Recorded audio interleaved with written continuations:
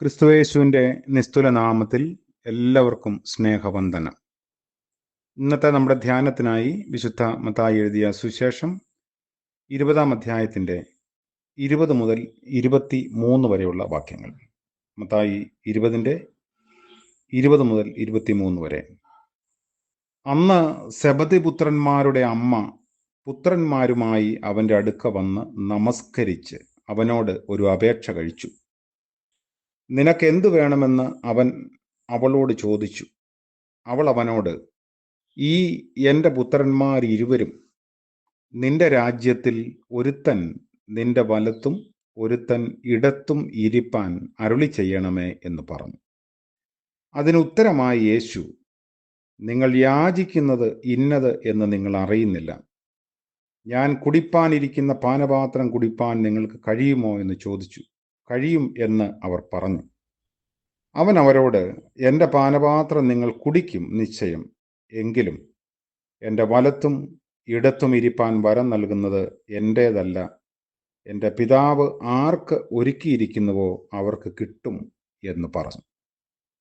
കർത്താവിൻ്റെ പരിശുദ്ധ നാമം വാഴ്ത്തപ്പെടട്ടെ. പുതിയ പ്രഭാതം ദൈവം നമുക്ക് ദാനമായി നൽകിയിരിക്കുന്നു. സെബദി പുത്രന്മാരുടെ അമ്മ യേശുവിൻ്റെ അടുത്ത് വന്ന് ചോദിച്ച കാര്യം ഈ ഭൂമിയിൽ ഏതൊരു മാതാവും ആഗ്രഹിക്കുന്ന ന്യായമായ ഒരു ചോദ്യമാണ്. ശിഷ്യന്മാർ അതിനു മുൻപ് കർത്താവിനോട് ചോദിച്ചിട്ടുണ്ട്, ഞങ്ങൾ ഇതെല്ലാം വിട്ട് നിന്നെ അനുഗമിച്ചു.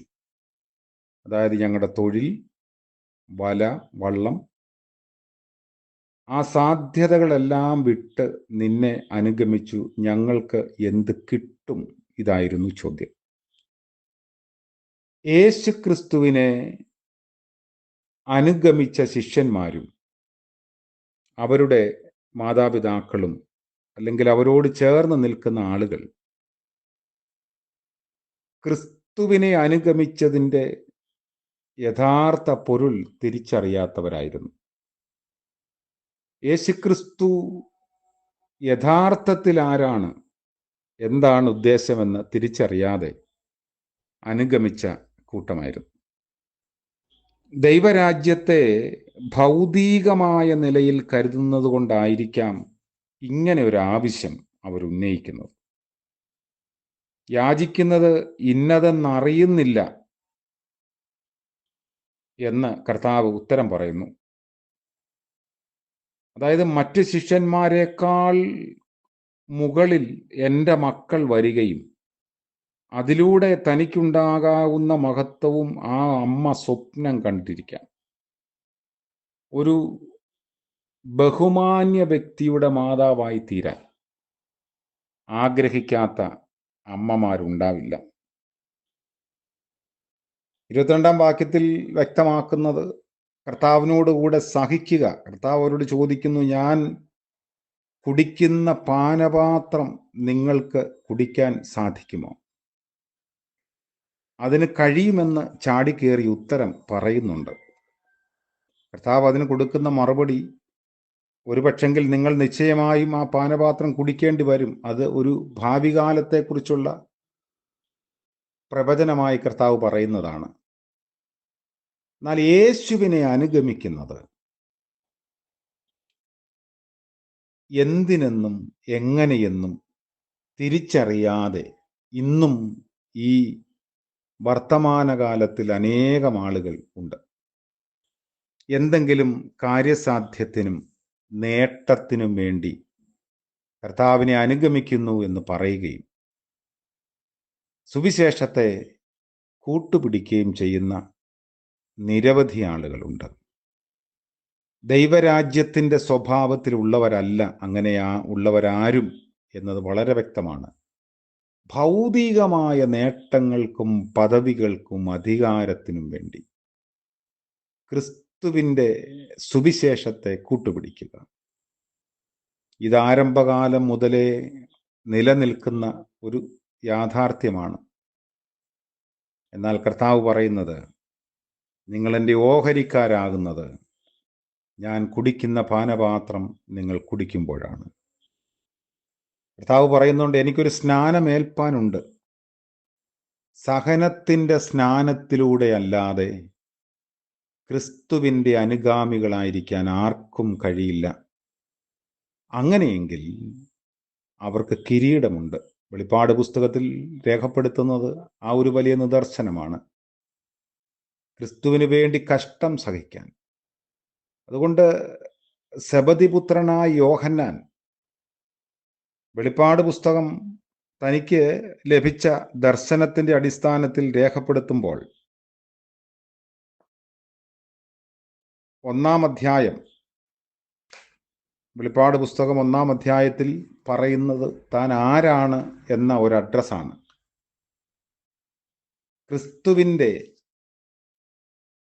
കഷ്ടതയിലും സഹിഷ്ണുതയിലും പങ്കാളിയായ യോഹന്നാൻ എന്ന ഞാൻ, അല്ലെങ്കിൽ ക്രിസ്തുവിൻ്റെ രാജ്യത്തിൻ്റെ പങ്കാളിയായി തീർന്നു എന്ന് യോഹന്നാൻ തന്നെ വെളിപ്പെടുത്തുന്നത് പിന്നീടാണ്.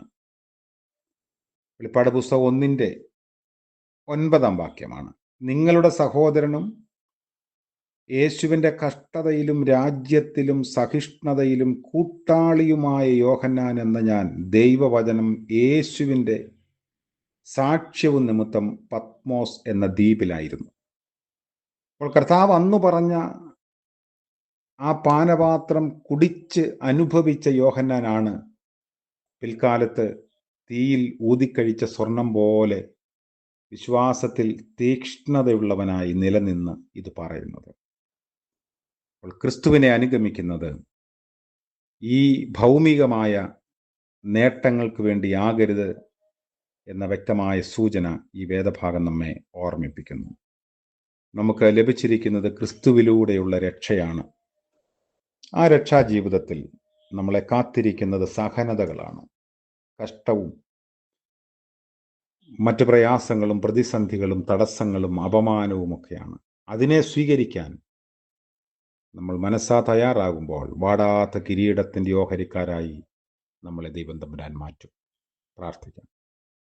വാഴ്ത്തപ്പെട്ടവനായ കർത്താവേ, പുതിയ പ്രഭാതത്തിനായി നന്ദിയോടെ സ്തോത്രം.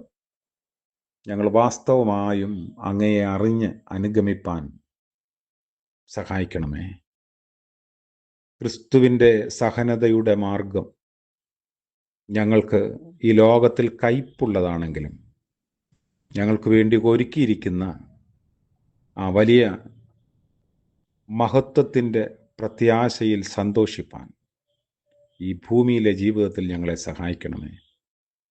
അതിനുവേണ്ടി ഒരുക്കമുള്ളവരായിരിക്കാൻ ഞങ്ങളെ ഇടയാക്കണം. ഇന്ന് പകൽക്കാല ജീവിതത്തിൽ ക്രിസ്തുവിന് വേണ്ടി അപമാനമോ നിരാശയോ പ്രയാസങ്ങളോ സഹിക്കേണ്ടി വന്നാലും സന്തോഷത്തോടെ അത് സ്വീകരിപ്പാനുള്ള മനസ്സ് ഞങ്ങൾക്ക് നൽകണമേ. യേശു മശിഹ മൂലം പ്രാർത്ഥിക്കുന്നു, കൃപയോടെ കേൾക്കുമാറാകണമേ. ആമേൻ. ത്രിയേക ദൈവത്തിൻ്റെ അനുഗ്രഹവും കൃപയും നമ്മോടുകൂടെ എന്നും എന്നേക്കും ഉണ്ടായിരിക്കുമാറാകട്ടെ. ആമേൻ.